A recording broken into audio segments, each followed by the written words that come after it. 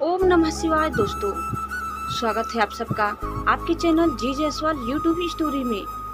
दोस्तों, आज हम लेकर के आए हैं शिव पुराण श्री रुद्र संहिता के पंचम खंड के 6ठे अध्याय से 10वें अध्याय तक। आइए दोस्तों, हम आगे बढ़ते हैं और कथा की शुरुआत करते हैं। 6ठा अध्याय से व्यास जी ने पूछा, हे सनत कुमार जी, जब उन त्रिपुर स्वामियों की बुद्धि उनकी प्रजा सहित मोहित हो गई तब क्या हुआ?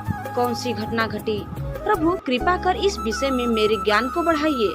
तब व्यास जी के प्रश्न का उत्तर देते हुए सनत कुमार जी बोले, हे महर्षि, जब उन तीनों पुरों का पूर्व दिशा की ओर मुख हो गया और तारकाश, कमलाक्ष और बिंधुनमाली नामक दैत्यों ने भगवान शिव का पूजन और अर्चन छोड़ दिया, तब उनके राज्य में चारों ओर दुराचार फैल गया। उस समय भगवान विष्णु और ब्रह्मा जी सभी देवताओं के साथ भगवान शिव की स्तुति करने कैलाश पर्वत पर गए। वहां पहुंचकर उन्होंने शिव जी को साष्टांग प्रणाम किया। तत्पश्चात देवता बोले, हे देवाधिदेव, हे करुणानिधान, आप सभी जीवों के आत्मस्वरूप कल्याण करने वाले और अपने भक्तों की पीड़ा हरने वाले हैं। गले में नीला चिन्ह होने के कारण आप नीलकंठ कहलाते हैं। हम हाथ जोड़कर आपको प्रणाम करते हैं। आप सब प्राणियों एवं देवताओं के लिए वंदनीय हैं तथा सबकी बाधाओं और विपत्तियों को दूर करते हैं। भगवान, आप ही रजोगुण, सतोगुण और तमोगुण के आश्रय से ब्रह्मा, विष्णु और महेश के अवतार धरकर जगत की सृष्टि, पालन और संहार करते हैं। आप ही अपने भक्तों को इस भवसागर से पार करने वाले हैं। वेद आपके परम ब्रह्मा स्वरूप और तत्व रूप का वर्णन करते हैं।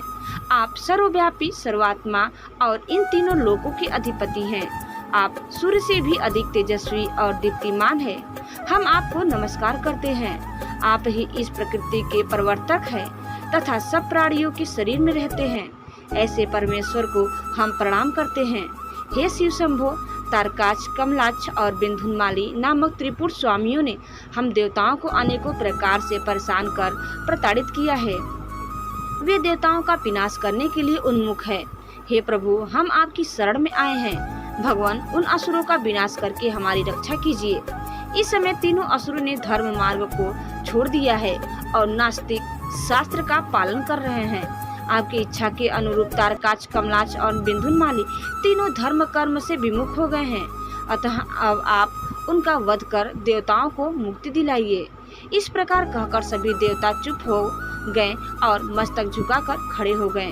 तब भगवान शिव बोले, हे देवताओं, तारकाच, कमलाक्ष और बिंधुनमाली तीनों ही यद्यपि धर्म से विमुख होकर धन, वैभव और ऐश्वर्य रूप में डूबकर सब कुछ भूल गए हैं, परंतु फिर भी वे मेरे असीम भक्त रहे हैं। जब भगवान विष्णु ने उन त्रिपुर स्वामियों को वहां से की प्रजा के साथ मोहित कर धर्म कर्म से विमुख कर ही दिया है, तो वे स्वयं ही उनका वध क्यों नहीं कर देते हैं? शिव जी के ये वचन सुनकर ब्रह्मा जी बोले, हे परमेश्वर, आप भक्त वत्सल हैं। पाप आपसे कोसों दूर भागता है। प्रभु, आपकी आज्ञा के बिना इस जगत में पत्ता तक नहीं हिलता। भगवान, आपकी इच्छा के अनुरूप ही विष्णु जी ने उन सबको मोहित कर पथ भ्रष्ट किया है। अब आप उन त्रिपुर स्वामियों का वध करके इस जगत का उद्धार कीजिए। प्रभु, आप तो इस जगत का आधार हैं। हम सबके आपके सेवक हैं और आपकी आज्ञा के अनुसार कार्य को पूरा करते हैं। आप सम्राट और हम आपकी प्रजा हैं। ब्रह्मा जी के इन वचनों को सुनकर भगवान शिव प्रसन्न होकर बोले, हे ब्राह्मण, आप मुझे देवताओं का सम्राट कह रहे हैं, पर आप ऐसा कैसे कह सकते हैं, जबकि आप जानते हैं कि मेरे पास न तो कोई दिव्य रथ है और न ही कोई सारथी है। फिर भला मैं कैसे उन सर्व सुविधा संपन्न त्रिपुर स्वामियों को युद्ध में परास्त कर पाऊंगा? मेरे पास तो धनुष भी नहीं है जिससे मैं उन दैत्यों का वध कर सकूं। भगवान शिव के यह कहते ही सब देवता प्रसन्न हो गए। उन्होंने कहा कि प्रभु, यदि आप उनका वध करने के लिए तैयार हैं, तो हम सभी आपके लिए रथ तथा अन्न, शस्त्र, सामग्री का प्रबंध कर देंगे। दोस्तों, श्री रुद्र संहिता के पंचम खंड का 7वां अध्याय। सनत कुमार जी बोले, हे व्यास जी, जैसे ही शरणागत भक्त वत्सल भगवान शिव ने देवताओं की प्रार्थना स्वीकार कर तारकाच, कमलाक्ष और बिंधुनमाली का वध करने का मन बनाया, उसी समय देवी पार्वती अपने पुत्र को गोद में लेकर वहां आई।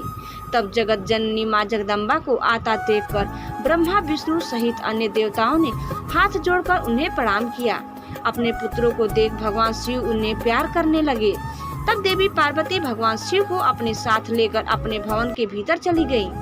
भगवान शिव के इस प्रकार बिना कुछ कहे अपने भवन में चले जाने के कारण सब देवता बहुत दुखी हो गए, परंतु उन्होंने वहीं खड़े रहकर भगवान शिव की प्रतीक्षा करने का निर्णय लिया।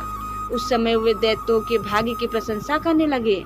वे सब देवता वही शिव जी के भवन के द्वार पर खड़े थे। तभी भगवान शिव के गढ़ ने अपने स्वामी के द्वार के सामने भीड़ जमा देखकर उन पर आक्रमण कर दिया। देवता इस अनजान खतरे से संभल न सके और अपने प्राणों की रक्षा के लिए इधर उधर दौड़ने लगे। कई साधु और ऋषिगण गिर पड़े। चारों ओर हाहाकार मच गया। तब भयभीत होकर सब देवता भगवान श्री हरि विष्णु की शरण में गए।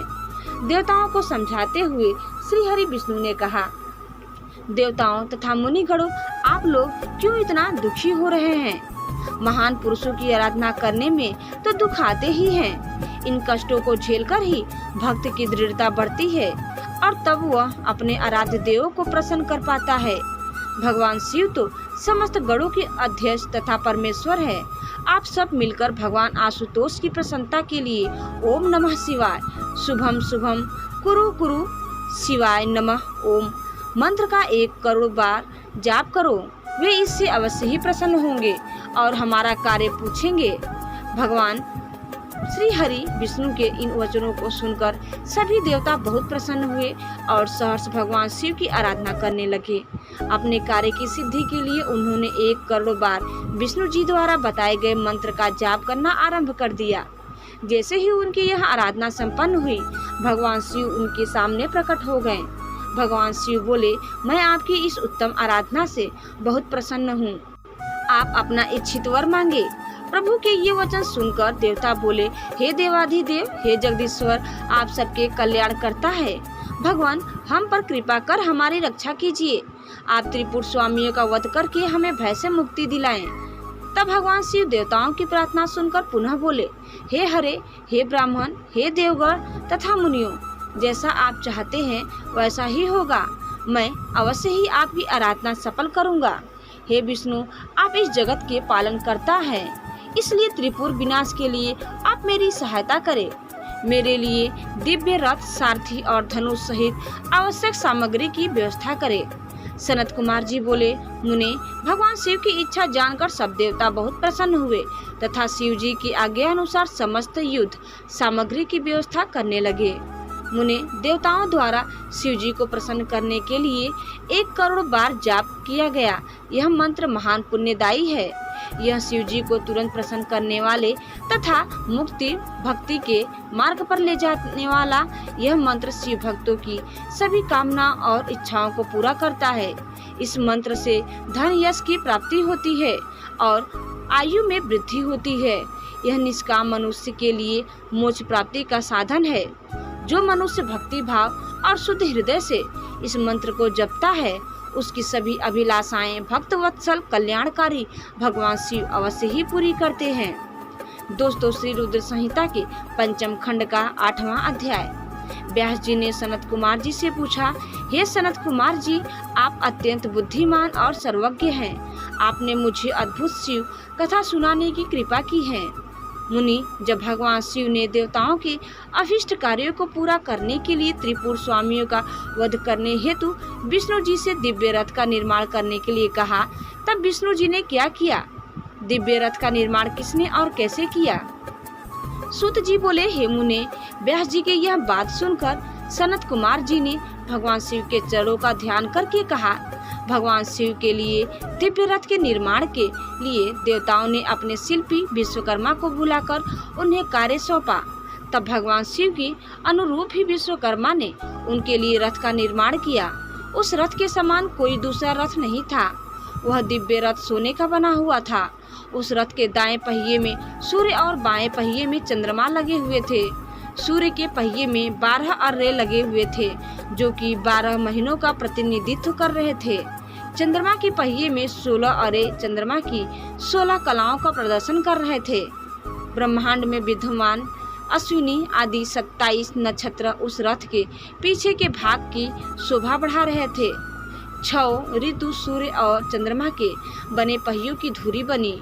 अंतरिक्ष र के आगे का भाग और मंदराचल पर्वत उस रथ में बैठने का स्थान बना तथा संवत्सर रथ का वेग बनकर उसे गति प्रदान करने लगा। इंद्रियां उस दिव्य रथ को चारों ओर से सुसज्जित किए थी तथा श्रद्धा रथ की चाल बनी। वेदों के अंग रथ के भूषण तथा पुराण, न्याय मीमांसा तथा धर्म शास्त्र आदि रथ की शोभा बढ़ाने लगे। महान तीर्थ पुष्कर दिव्य रथ की ध्वजा पताका बनकर फहराने लगे। विशाल समुद्रों ने रथ के बाहरी भाग का निर्माण किया। गंगा, यमुना आदि पवित्र नदियां स्त्री रूप धारण कर रथ में चंवर डुलाने लगी। ब्रह्मा जी स्वयं उस दिव्य रथ में सारथी बनकर भगवान शिव की सेवा में उपस्थित हुए तथा ओमकार उनके रथ का चाबुक बना। आकार विशाल छत्र बनकर रथ को शोभित करने लगे। भगवान शिव के धनुष का निर्माण करने हेतु शैलराज हिमालय स्वयं धनुष बने तो नागराज उस धनुष के लिए प्रत्यंचा बने। देवी सरस्वती धनुष की घंटा और भगवान श्रीहरि बाण बने और अग्निदेव ने बाण की नोक में अपनी शक्ति डाली। ऋग्वेद, सामवेद, यजुर्वेद तथा अथर्ववेद उस दिव्य रथ में घोड़े बनकर जुट गए। वायुदेव बाजा बजाने लगे। उस दिव्य रथ में इस ब्रह्मांड की हर वस्तु उपयोगिता बढ़ा रही थी। इस प्रकार देवताओं के शिल्पी विश्वकर्मा ने उस उत्तम दिव्य रथ का निर्माण किया। दोस्तों, श्री रुद्र संहिता के पंचम खंड का 9वां अध्याय। सनत कुमार जी बोले, हे महर्षि, भगवान शिव के लिए बनाया गया वह दिव्य रथ अनेकानेक आश्चर्यों से युक्त था। विश्वकर्मा द्वारा बनाया गया वह रथ ब्रह्मा जी ने भगवान शिव को समर्पित कर दिया। तत्पश्चात श्री हरि, विष्णु, ब्रह्मा जी और सभी देवता एवं ऋषि मुनि कल्याणकारी भगवान शिव की प्रार्थना करने लगे। उन्होंने भगवान शिव को दिव्य रथ पर आरूढ़ किया। स्वयं ब्रह्मा जी उस रथ के सारथी बने। भगवान शिव के रथ पर आरूढ़ होते ही चारों दिशाओं में मंगल गान होने लगे, पुष्प वर्षा होने लगी। ब्रह्मा जी ने सर्वेश्वर शिव की आज्ञा लेकर रथ को आगे बढ़ाया। वह उत्तम दिव्य रथ भगवान शिव को लेकर विद्युत की गति से आकाश में उड़ने लगा। मैं जब भगवान शिव का वह दिव्य रथ तेजी से आकाश मार्ग से होता हुआ उन त्रिपुरों की ओर जा रहा था तो बीच मार्ग में ही कल्याणकारी देवाधिदेव भगवान शिव ब्रह्मा जी से बोले, हे विधाता, तारकाक्ष, कमलाक्ष और बिंदुनमाली नामक परम बलशाली राक्षसों का वध करने के लिए मुझे उनके समान ही शक्ति चाहिए। वे तीनों असुर पहले मेरे परम भक्त थे, परंतु श्री हरि की माया से मोहित होकर उन्होंने भक्ति मार्ग को त्याग दिया। अब उन त्रिपुर स्वामियों में तामसिक प्रवृत्ति बढ़ गई है, पशुत्व बढ़ गया है। अतः उन तीनों दैत्यों का संहार करने के लिए मुझे भी पशुओं की ही सी शक्ति की आवश्यकता होगी। अतः आप सब देवता पशुत्व की वृद्धि करने हेतु पशुओं का आधिपत्य मुझे प्रदान करे, तभी उन असुरों का वध हो पाएगा। भगवान शिव के इस प्रकार के वचन सुनकर सभी देवता चिंतित हो गए और सोच में डूब गए। पशुत्व की बात सुनकर उनका मन अप्रसन्न हो गया। देवताओं को सोच में देखकर भक्त वत्सल भगवान शिव को स्थिति समझते देर न लगी। वे देवताओं की चिंता तुरंत समझ गए। देवताओं से भगवान शिव ने कहा, देवताओं, इस प्रकार दुखी मत हो, मैं तुम्हारे दुख का कारण समझ गया हूँ। तुम लोग यह कदापि मत सोचो कि पशुत्व से तुम्हारा पतन हो जाएगा। मैं तुम्हें पशुत्व से मुक्ति का मार्ग बताता हूँ। हे देवताओं, जो भी पवित्र मन और स्वच्छ निर्मल हृदय एवं उत्तम भक्ति भावना से दिव्य पाशुपत व्रत को पूरा करेंगे, वे सदा सदा के लिए पशुत्व से मुक्त हो जाएंगे। तुम्हारे अतिरिक्त जो मनुष्य भी पशुपत व्रत का पालन करेंगे, उन्हें भी पशुत्व से मुक्ति मिल जाएगी। हे देवताओं, नित्य ब्रह्मचर्य का पालन करते हुए 12, 6 अथवा 3 वर्षों तक पशुपात व्रत का पालन करने से सभी मनुष्य एवं देवताओं को पशुत्व से हमेशा के लिए मुक्ति मिल जाएगी तथा मोक्ष की प्राप्ति होगी। उसका कल्याण होगा, क्योंकि पशुपात व्रत परम कल्याणकारी है। भगवान शिव के इन वचनों को सुनकर ब्रह्मा जी, श्री हरि, विष्णु एवं सभी देवी देवता बहुत प्रसन्न हुए और देवाधिदेव भक्त वत्सल भगवान शिव की जय जयकार करने लगे। तब सब देवता प्रसन्नता पूर्वक अपने अभिष्ट कार्य की सिद्धि के लिए पशु बन गए। तभी से सदाशिव पशुपति नाम से जगत में विख्यात हुए। उनका पशुपति नाम अत्यंत कल्याणकारी एवं अभीष्ट की सिद्धि देने वाला है। उस समय भगवान शिव के स्वरूप को देखते सभी देवता एवं ऋषिगण बहुत प्रसन्न हुए। तत्पश्चात भगवान शिव ने अन्य देवताओं के साथ त्रिपुरों की ओर प्रस्थान किया। उस समय सारे देवता अपने हाथों में हल, मुसल, सुसुंडी और अनेक प्रकार के अस्त्र शस्त्र धारण करके हाथी, घोड़े, सिंह, रथ और बैलों पर सवार होकर चल दिए। भगवान शिव की जय जयकार करते हुए वे आगे बढ़ते जा रहे थे। आकाश से उन पर फूलों की वर्षा हो रही थी। कल्याणकारी भगवान शिव के साथ उनके केस विगतवास, महाकेश, महाज्वर, सोमवल्ली, सवर्ण, सोमप, सनक, सोमवृत, सूर्यवर्चा, सूर्य प्रेक्षणक, सूर्याच, सूर्यनामा, सूर, सुंदर, प्रस्कंद, कुंदर, चंड, कंपन, अतिकंपन, इंद्र, इंद्रजय, यंता, हिमकर, सताच, पंचाच, सहस्त्राच, महोदर, सतीजहु, सताच, रंकम, कर्पूरपुतन, द्विशिख, त्रिशिख, अहंकार कारक, अज वस्त्रक, अष्टवस्त्रक, हय वस्त्रक, अर्धवस्त्रक आदि महावीर बलशाली गणाध्यक्ष उनको घेर कर चल रहे थे। इस प्रकार देवाधिदेव भगवान शिव शंकर के साथ ब्रह्मा जी, श्री हरि, विष्णु, देवराज इंद्र सहित अनेकों देवता, ऋषि, मुनि, साधु संत भी अपने अपने वाहनों पर आरूढ़ होकर त्रिपुरों के स्वामियों व त्रिपुरों का संहार देखने हेतु उनके साथ साथ चल दिए। दोस्तों, श्री रुद्र संहिता के पंचम खंड का 10वां अध्याय। सनत कुमार जी बोले, जब युद्ध की सामग्रियों को साथ में लेकर भगवान सदाशिव अपने दिव्य रथ में बैठकर आकाश मार्ग से उन त्रिपुरों के निकट पहुंच गए, तब उन्होंने उन त्रिपुर का उनके स्वामियों के साथ विनाश करने के लिए रथ के शीर्ष स्थान पर चढ़कर अपने परम दिव्य धनुष पर प्रत्यंचा चढ़ाई, परंतु उनका बाण धनुष से नहीं निकला और वे उसी प्रकार उस स्थान पर स्थित हो गए। वे इसी प्रकार अनेक वर्षों तक वहीं खड़े रहे, क्योंकि गणेश जी उनके अंगूठे के अग्रभाग में खड़े होकर उनके कार्य में विघ्न डाल रहे थे। इसीलिए ही तीनों पुरों का नाश नहीं हो पा रहा था। इस प्रकार जब भगवान शिव का बाण बहुत समय तक नहीं चला और वे एक ही स्थान पर स्थिर हो गए, तो सभी देवता चिंतित हो गए कि ऐसा क्यों हो रहा है। तभी वहां आकाशवाणी हुई, हे ऐश्वर्यशाली देवाधिदेव सर्वेश्वर कल्याणकारी शिव शंकर, जब तक आप गणेश जी का पूजन नहीं करेंगे तब तक त्रिपुरों का संहार नहीं हो पाएगा। आकाशवाणी के वचनों को सुनकर सभी को बड़ा संतोष हुआ। तब अपने कार्यों को यथाशीघ्र पूरा करने के लिए भगवान शिव ने भद्रकाली को बुलाया। विधि विधान से सबने मिलकर अग्रपूज्य भगवान गणेश का पूजन संपन्न किया। पूजन संपन्न होते ही विघ्न विनाशक गणपति प्रसन्न होकर उनके मार्ग से हट गए और उन्होंने कार्य में आने वाले सभी विघ्नों को दूर कर दिया।